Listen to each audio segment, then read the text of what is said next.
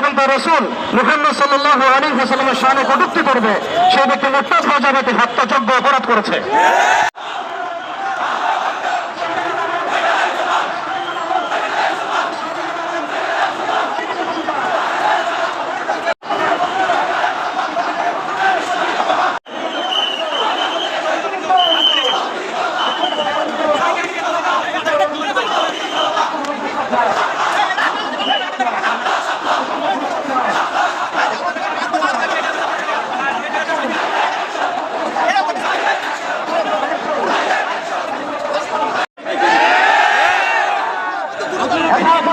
বাংলাদেশ 12 দফা দাবি আদায়ের লক্ষ্যে ছাত্র চত্বরে উপস্থিত হয়েছিলেন 13 সালের মে মাসের 5 তারিখ। আজকে হেফাজতের শীর্ষ নেতা মাওলানা মীর ইদ্রিস সাহেব আছেন, হামিদুর রহমান হামিদি সাহেব আছেন এবং হাফিজ হুজুর রহমতুল্লাহ নাতি এখানে উপস্থিত আছেন। তাহলে বোঝা যায় ছাত্র চত্বরের আন্দোলন শেষ হয় নাই।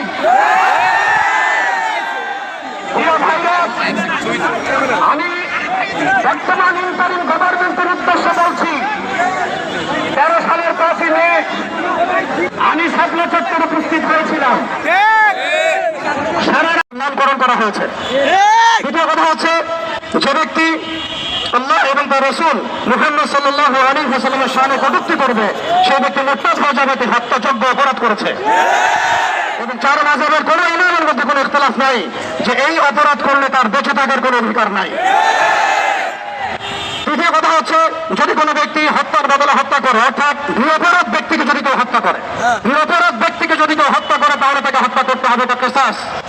কিসাস এই ব্যাপারের মধ্যে লিখিত নামের মধ্যে জড়িত আছে। শুধু একটা দুইটা কিসাস নয়, বাংলাদেশের মধ্যে হাজার হাজার কিসাস এখন দাবি রাখে। প্রিয় ভাইয়েরা, প্রিয় তাওহীদি জনতা, বিশ্ব এবং দেশ দুইটা নদীতে ভাগ হয়ে যাচ্ছে। হয় আপনাকে ইমানের শিবিরে থাকতে হবে, অন্যথায় কুফরের শিবিরে থাকতে হবে। হয় আপনাকে মুমিন হতে হবে অথবা মুনাফিক হতে হবে। হয় আপনি মুশরিক হবেন, না হলে তাওহীদপন্থী হবেন। হয় আপনি তাওহীদি জনতা হবেন অথবা আপনি কাফেরদের জনতা হবেন। মাঝামাঝি কোনো রাস্তা আমাদের সামনে খোলা নাই। শাপলা চত্বর থেকে আমরা দ্বিতীয়বার প্রত্যয় ব্যক্ত করতে পারি, বাংলার জমিনে আমরা আল্লাহর সামনে কটূক্তিকারী, নবী সাল্লাল্লাহু আলাইহি ওয়াসাল্লামের সামনে কটূক্তিকারী কোন ব্যক্তির অস্তিত্ব রাখবো না ইনশাআল্লাহ। আমরা এই দায়ভার আমরা নিজের হাতে উঠাতে চাই না। আমরা চাই আমাদের প্রশাসন, আমাদের কর্তৃপক্ষ, আমাদের সরকার, আমাদের ঊর্ধ্বতন কর্তৃপক্ষ তারা নিজেরা উদ্যোগ নিয়ে রাষ্ট্রীয় আইনের মাধ্যমে এই দ্রুত বিচার বাস্তবায়ন করবে। এরপরেও যদি আপনারা এই গাদ্দারদের, এই শাতম রাসূলদের, আল্লাহ দ্রোহীদের পক্ষ অবলম্বন করেন, তাহলে আল্লাহি তারা যদি কাফির আশরাফ হতে পারে, আমরা মুসাইলিমা, আমরা মুহাম্মদ বিন মাসলামা হতে পারবো ইনশাআল্লাহ। তারা যদি কাফির আশরাফ হতে পারে, আমরা মুহাম্মদ বিন মুসাইলিমা হতে পারবো ইনশাআল্লাহ। তারা যদি ইবনে খাতাল হতে পারে, আমরা কাবার গেলাস ধরে ঝুলন্ত অবস্থায় তাকে হত্যা করতে পারবো ইনশাআল্লাহ। তারা যদি আবু রাফি হতে পারে, আমরা ইনশাআল্লাহ তাআলা আলাসমিন বলেন, হ্যাঁ সেটা হতে পারবো ইনশাআল্লাহ তাআলা। এক কথায় আমরা নিজের হাতে আইন উঠাতে চাই না। আমরা চাই আমাদের প্রশাসন, আমাদের কর্তৃপক্ষ, আমাদের সরকার যেন এই বিষয়ে ব্যবস্থা গ্রহণ করে। আমরা কালিমা লা ইলাহা ইল্লাল্লাহ মুহাম্মাদুর রাসূলুল্লাহ পড়েছি, এটা পড়ার মধ্যে দিয়ে আমরা মুসলিম হয়েছি, মুমিন হয়েছি। কিছু মানুষ এটা অস্বীকার করে কাফের হয়েছে, কিছু মানুষ এর সাথে গাদ্দারি করে মুনাফিক হয়েছে, কিছু মানুষ ইসলাম কবুল করার পরেও এইরকম ইসলাম বিরোধী তৎপরতা এবং কর্মকাণ্ডের মধ্যে দিয়ে মুরতাদ হয়ে গেছে। আর শাতম রাসূল এমন পর্যায়ে মুরতাদ যাদের তওবার দরজা খোলা নাই। তারা যদি তওবা করে তবুও তাদেরকে কতল করতে হবে। মান সাব্বা নাবিয়্যান ফাকতুলুহু, মান সাব্বা নাবিয়্যান ফাকতুলুহু, মান সাব্বা নাবিয়্যান ফাকতুলুহু। আল্লাহ রাব্বুল আলামিন আমাদের সবাইকে তাওহীদের উপর থাকার তৌফিক দান করেন। পরিশেষে একটা কথা বলে শেষ করব, আমরা আমাদের স্বাধীনতা, সার্বভৌমত্ব এবং ইসলামের মৌলিক অধিকারগুলো ততদিন পর্যন্ত বাস্তবায়ন করতে পারবো না যতদিন পর্যন্ত বাংলার জমিনে শরিয়া কায়েম না হচ্ছে, যতদিন পর্যন্ত বাংলার জমিনে আল্লাহর দ্বীন প্রতিষ্ঠা না হবে, দিনের একামত না হবে, ইমাম এবং খেলাফা না আসবে, ততদিন পর্যন্ত আমাদের স্বাধীনতা বলে কোনো কথা নাই। অতএব আমরা ডালপালা ধরে নাড়াচাড়া বন্ধ করবো, শিকড় নিয়ে কাজ করবো ইনশাআল্লাহ। আজকে এই স্বাধীনতার ইস্যু যেমন আমাদেরকে ঐক্যবদ্ধ করেছে, এইভাবেই যেন আমরা ঐক্যবদ্ধ থাকতে পারি। কোন কাফের মুশরিক মুরতাদ মুনাফিক যেন আমাদের মধ্যে বিভেদ সৃষ্টি করতে না করে। ভাতৃত্ব বন্ধন তাওহীদ এবং সুন্নাহ নিয়ে ইনশাআল্লাহ আযজা ওয়া জাল আমরা বাংলার জমিনে আল্লাহর দ্বীন কায়েম করে ছাড়বো ইনশাআল্লাহ। ইয়া হুররিয়াত ইয়া শাহাদাত, ইয়া হুররিয়াত ইয়া শাহাদাত। আল্লাহুম্মা আমিন। আসসালামু আলাইকুম ওয়া রাহমাতুল্লাহ। অনেক কিছু নিয়ে সোচ্চার, কিন্তু আমরা যখন আল্লাহ ও তার রসুলের ভালোবাসা দাবি নিয়ে সোচ্চার হই তখন তারা আমাদেরকে সবক দিতে আসে, দেশটা অস্থিতিশীল করবেন না। আমরা বলতে চাই এই দেশটাকে স্থিতিশীল রাখার দায়িত্ব কি শুধু আমাদের? এই দেশের গুরুত্বপূর্ণ পজিশনে যারা বসে আছেন তাদের কি দায়িত্ব নাই? আচ্ছা, রাখাল রাহা যে এই দেশের সরকার তাকে একটা গুরুত্বপূর্ণ পজিশনে বসিয়েছে এনসিটিবির আপনার পাঠ্যপুস্তক রিভিউ প্রকল্পের একটা গুরুত্বপূর্ণ পদে, এরকম গুরুত্বপূর্ণ একটা পদে বসে যখন তার মনে হলো চলেন ফেসবুকে যাই আল্লাহ ও তার রসুলের বিরুদ্ধে একটা কটূক্তি করে আসি, এরকম নির্বোধের মতন কাজ করে, তখনও কি প্রশাসন থেকে তাদেরকে বলা হয়েছে যে আপনি এরকম কেন উপমণ্ডকের মতন কাজ করলেন, কেন উস্কানি দিলেন? তাকে কিন্তু বলা হয় না। সকল দায়ভার তৌহিদি জনতার। তৌহিদি জনতাকে কোপ খেতে হবে। আমাদের আইনজীবী আলিফ কোপ খেয়ে দিবালোকে নিহত হয়েছে, ধৈর্য আমাদেরকেই ধরতে হবে। কিন্তু তাদের কোনো ধৈর্য নাই, তারা তাদের সব কাজ করবে, সকল ব্যাপারে প্রতিক্রিয়া দেখাবে, আর ধৈর্য নসিহত শুধু আমাদেরকে দিবেন আপনারা। এটা আপনাদেরকে বুঝতে হবে, এটা কাজ করবে না। শোনেন, ধৈর্য কাজ, আপনারা ব্যাপারটা বুঝতে পারছেন না যে ধৈর্য কখন ধরবে না। এটা ইজ অল অ্যাবাউট প্রায়োরিটি। আপনার কাছে ন্যাপকিন গুরুত্বপূর্ণ, আপনার কাছে আরো অনেক সংস্কার গুরুত্বপূর্ণ, আপনার কাছে নির্বাচন গুরুত্বপূর্ণ, আপনার কাছে সংবিধান গুরুত্বপূর্ণ, আমাদের কাছে সবচেয়ে বেশি গুরুত্বপূর্ণ আল্লাহ এবং তার রাসূল। আপনি যদি এসব ব্যাপারে প্রতিক্রিয়া দেখাতে পারেন এবং দেখান, আমরা আমাদের প্রাণপ্রিয় নবী মুহাম্মদ সাল্লাল্লাহু আলাইহি ওয়াসাল্লাম এবং আল্লাহ রাব্বুল আলামিনের শানে যদি কটূক্তি করে তাহলে আমরা আমাদের রক্ত দিয়ে প্রতিক্রিয়া দেখাতে পিছপা হব না ইনশাআল্লাহ। আজকের এই সমাবেশে আমাদের কিছু সুনির্দিষ্ট দাবি আছে, আমি সংক্ষেপে আপনাদেরকে সেই দাবিগুলো পাঠ করে শোনাতে চাই। 1 নাম্বার, আপনারা জানেন যে ব্যক্তি আল্লাহ ও তার নবীর শানে কটূক্তি করেছে, রাখাল রাহাজার নাম, সরকার তাকে রাখাল রাহা নামেই নিয়োগ দিয়েছে, কিন্তু তার মূল নাম কিন্তু রাখাল রাহা নয়। আমাদের লজ্জা হয়, তার নাম সাজ্জাদুর রহমান।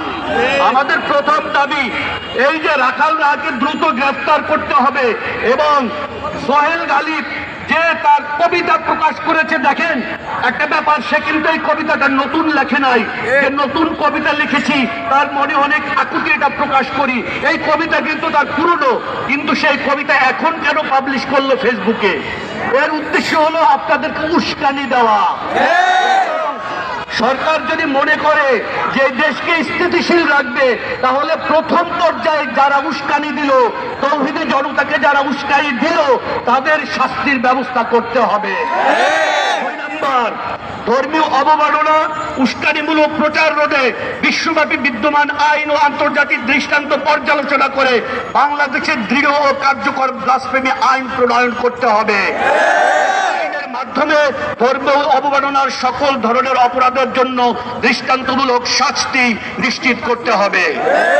3 নাম্বার, রাজনৈতিক অসদুদ্দেশ্যে করা মামলায় আটক সকল আলেম ও ইসলামপন্থীদের নিঃশর্ত মুক্তি দিতে হবে।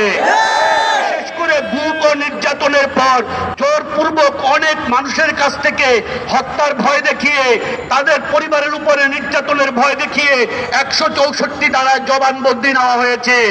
এই জবানবন্দির কারণে তাদের ফাঁসি হয়ে গিয়েছে, মৃত্যুদণ্ড হয়েছে, যাবজ্জীবন হয়েছে, কিন্তু গোটা ব্যাপারটাই সাজানো এবং নাটক। তাদের বিরুদ্ধে দায়ের করা মিথ্যা মামলাগুলো বাতিল করতে হবে এবং দ্রুত তাদের মুক্তি নিশ্চিত করতে হবে। র্যাব, ডিজিএফআই, সিটিটিসি সহ বিভিন্ন রাষ্ট্রীয় বাহিনী কর্তৃক সংগঠিত গুম, বিচারবহিত হত্যা এবং নির্যাতনের দায় স্বীকার করে সরকারকে আনুষ্ঠানিক শ্বেতপত্র প্রকাশ করতে হবে। এ সংক্রান্ত সকল নথি জনসমক্ষে আনতে হবে এবং রাষ্ট্র ও রাষ্ট্রীয় বাহিনীগুলোকে ভিকটিমদের পরিবার ও পুরো জাতির কাছে আনুষ্ঠানিকভাবে ক্ষমা প্রার্থনা করতে হবে। আলেপুদ্দিন মহিউদ্দিন ফারুকী সহ খুন, বিচার বহির্ভূত হত্যা ও রাষ্ট্রীয় নির্যাতনের সাথে জড়িত সকল কর্মকর্তাকে আন্তর্জাতিক মানবাধিকার আইন অনুযায়ী বিচারের আওতায় এনে সর্বোচ্চ শাস্তি নিশ্চিত করতে হবে। রাষ্ট্রীয় বাহিনীর নির্মম নির্যাতনের শিকার সকল বন্দী ও তাদের পরিবারকে সরকারি তহবিল থেকে যথাযথ পুনর্বাসন ও ক্ষতিপূরণ প্রদান করতে হবে। বন্দীদের স্বাভাবিক জীবনে ফিরিয়ে যাওয়ার নিশ্চয়তা সরকারকে দিতে হবে এবং ক্ষতিগ্রস্ত পরিবারগুলোর দীর্ঘমেয়াদী সহায়তা নিশ্চিত করতে হবে। এই দাবিগুলো আমরা সরকারের কাছে স্পষ্ট ভাষায় জানাচ্ছি। এই দাবিগুলো এই দেশের শান্তি শৃঙ্খলা ও স্থিতিশীলতা রক্ষার জন্য অপরিহার্য। সরকার যদি চায় যে দেশের শান্তি শৃঙ্খলা ও স্থিতিশীলতা বজায় থাকবে, তাহলে এই দেশের 90% বেশির মানুষ মুসলমান, তাদের আবেগ অনুভূতি ও ধর্মীয় বিশ্বাসের প্রতি শ্রদ্ধা জ্ঞাপন করতে হবে। এই দাবিগুলো রেখে সরকারের প্রতি উদাত্ত আহ্বান রেখে আমি আমার বক্তব্য এখানে শেষ করছি। আসসালামু আলাইকুম ওয়া রাহমাতুল্লাহি ওয়া বারাকাতুহু। হযরত মাওলানা হাবিবুল্লাহ নিয়াজি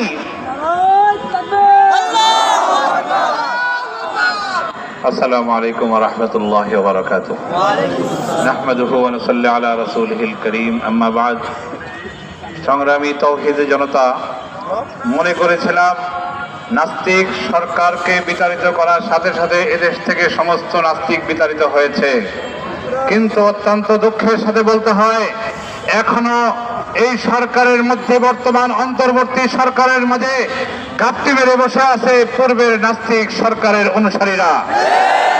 যতক্ষণ পর্যন্ত এই রাখাল রাহার দৃষ্টান্তমূলক শাস্তি না হবে, ততদিন পর্যন্ত বাংলার তৌহিদে জনতা রাজপথ ছাড়বে না ইনশাআল্লাহ।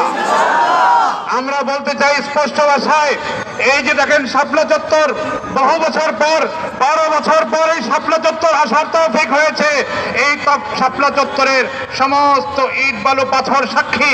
এখানে তৌহিদে জনতা নাস্তিক মুরতাদদের বিরুদ্ধে আন্দোলন করতে গিয়ে হাজার হাজার মুসলমান তৌহিদে জনতা শাহাদাত বরণ করেছেন। যদি প্রয়োজন হয় এই নাস্তিকদেরকে বিতাড়িত করার জন্য আরো লক্ষ লক্ষ শহীদ হতে হয়, তাহলে ইনশাআল্লাহ বাংলার তৌহিদে জনতা তৈরি আছে ইনশাআল্লাহ। স্পষ্ট ভাষায় বর্তমান অন্তর্বর্তী সরকারকে বলবো, আপনারা আপনাদের ভিতর ঘাপটি মেরে যে সমস্ত নাস্তিক মুরতাদ আছে তাদেরকে অনতিবিলম্বে অপসারণ করুন।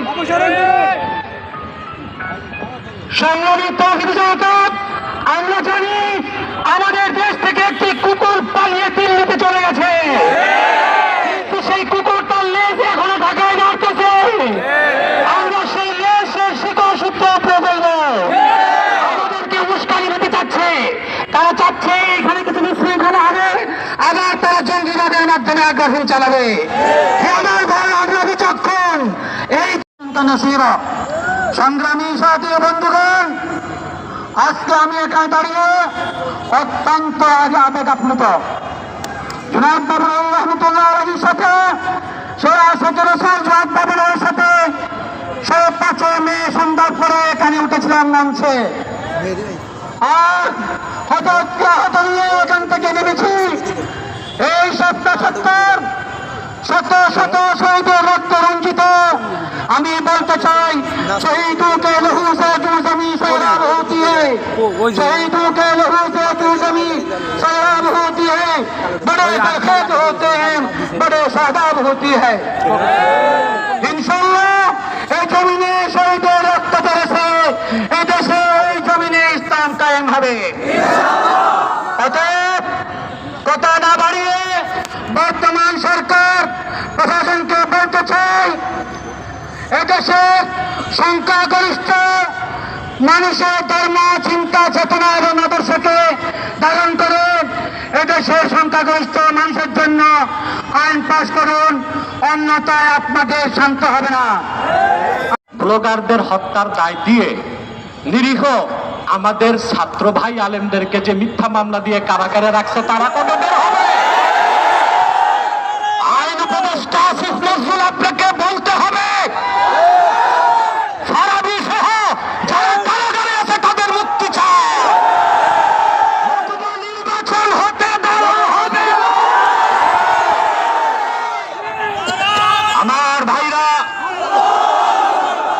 যদি আদালতে উঠানো হয়, ফারাবিকে নির্যাতিত কারাবন্দী আলেম ও ছাত্রদের আদালতে উঠানো হলে জজ এবং হাকিমরা শুনানি করতে চায় না, তাহলে আমরা মার্চ টু আদালত শুরু করব। আরেকটা কথা বলবো, 15 বছর যারা চুরি করছে তারা কেউ আছে জেলে, কেউ আছে আসামার ত্রিপুরার জঙ্গলে। তাদেরকে যখন জেলখানা থেকে আদালতে নেওয়া হয়, 2 হাতে পুলিশরা ধরে তুলাবাইয়ের মতো নিয়ে যায়। আর আমার দেশের বাংলার আকাশের নিচে শ্রেষ্ঠ সন্তান ওলামায়ে কেরামের হাতে পায়ে ধরে কেন দেওয়া হয় তা বলা যায় না। সরকারকে বলছি 13 দফা দাবি মেনে নিতে হবে, হেফাজতের 13 দফা দাবি মেনে নিতে হবে, নতুবা আরেকটা বিপ্লব হবে এবং সেটা সশস্ত্র বিপ্লব হবে বাংলাদেশে। এবার একটা কথা বলবো, যারা ইসলামী রাজনীতির ব্যানারে আন্দোলন করেন, আপনাদেরকে বাংলাদেশের মানুষ চিনছে শাপলা চত্বর থেকে। অসংখ্য আলেম ওলামার রক্তের উপর পা দিয়ে আপনারা নেতৃত্ব পেয়েছেন। অতএব আপনারা বর্তমান সরকারের সুরে যদি সুর মিলান, আপনাদেরকে বয়কট করা হবে। ধর্মনিরপেক্ষতাবাদী, জাতীয়তাবাদী সব দল তাদের বয়ান দিয়েছে, আপনাদের বয়ান কোথায়? আমরা আপনাদের কাছে শুনতে চাই, অন্তত হেফাজতের 13 দফার 3টা দাবি আপনারা পূরণ করবেন, ক্ষমতায় গেলে তা ওয়াদা দিতে হবে। তার প্রথমটা হচ্ছে কুখ্যাত কাফের কাদিয়ানীদেরকে রাষ্ট্রীয়ভাবে অমুসলিম ঘোষণা করতে হবে। নাস্তিক ব্লগারদেরকে শায়েস্তা করতে ব্লাসফেমি আইন করতে হবে। ভারতের তাবেদারি চলবে না, যুক্তরাষ্ট্রের তাবেদারিও করা যাবে না। আরেকটা দুঃসংবাদ দিচ্ছি, বাংলাদেশ বর্তমান সরকার আবার ট্রান্সজেন্ডারকে সামনে আনতেছে। আপনারা জানেন জর্জ সরস বাংলাদেশে এখন $1 বিলিয়ন ফান্ডিং করছে বর্তমান সরকারের পিছনে, এবং তার ছেলেও আসছিল। গোপন চুক্তি কি কি হয়েছে আমি জানি, সময় মতো ফাঁস করব। তার একটা হচ্ছে ট্রান্সজেন্ডার। যদি ট্রান্সজেন্ডারের পক্ষে বর্তমান সরকার কাজ করে, তো তাদের প্রত্যেককে আমরা দ্বিতীয়বার খতনা করাই দিব। আল্লাহ তাদের তওবার সুযোগ দান করুন। আমাকে বাংলাদেশের মানুষ জানে আমি মৌলবাদী, আসলে আমি মৌলবাদী এবং চরমপন্থী। যদি রাখাল রাহা আর কুখ্যাত গালেবকে সরকার গ্রেফতার করে শাস্তির আওতায় না আনে, তাহলে আমরা কিন্তু শরীয়তের দৃষ্টিকোণ থেকে যা করার তা করে ফেলবো।